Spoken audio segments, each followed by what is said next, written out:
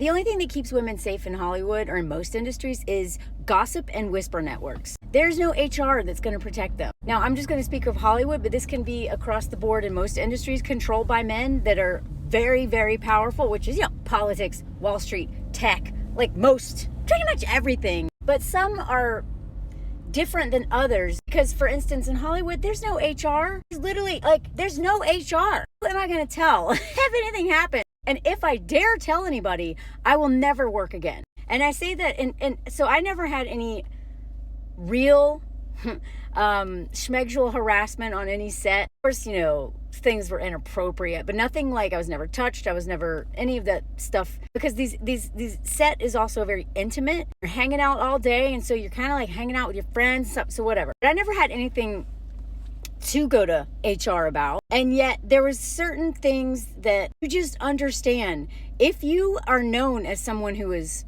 hard to work with, you will never get a job again. Every job that I got was based on my reputation. It was based on networking, on being on set and being fun to work with and working hard. That's really how I, climbed the ranks as fast as I did.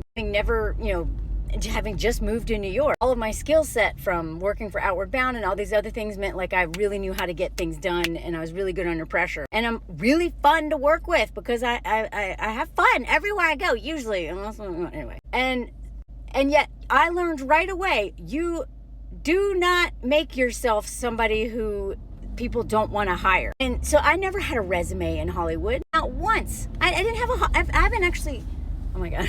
Car almost hit us.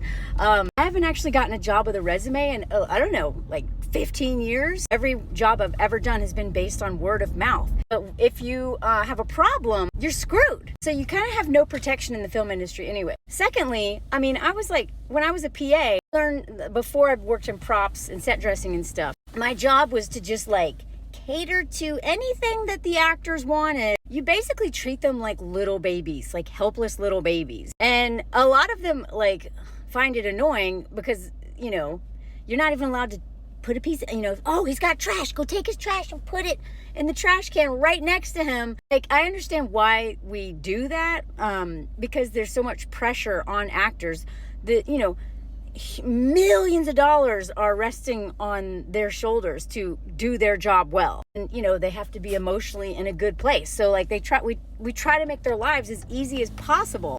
That's the crew is just doing their job and just trying to leave them alone. And then all of the PAs and the personal assistants and stuff try to be hey, and craft services. And so I understand why that culture exists of being take care of the actor, don't let the actor get upset. But what happens is a lot of these men who are obsessed with power and love being the center of everything and love everybody catering to them all the time. And, imagine if you have that little king baby inside of you and then you work in an industry that's you're the king baby. And then they have a lot of money, and they also have a propensity to take advantage of women and are really insecure, so they just want to bang. They're going to use that power for such evil things. So to answer your question, and I hope it's in good faith because it seems a little judgy, and I hope that's not what I'm reading it that way.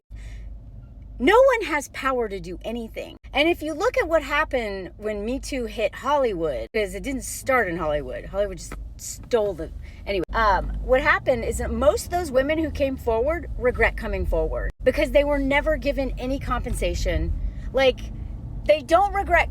A lot of them don't regret coming forward because they were part of a very important moment of awakening. But in terms of their personal lives, nothing got better. Most of them are still not working. In fact, one of the women who... So, in fact, one of Louis C.K.'s accusers... the dude even admitted he did it. So it's not even like it was alleged. He did it. She even wrote in interviews multiple times, it wasn't worth it. It wasn't worth it. When I was in LA, I was a waitress in a barbecue restaurant. I barely paid my bills every month. I had no power in the film industry, like most actresses and most people in the film industry. What am I going to do? How would I ever stop?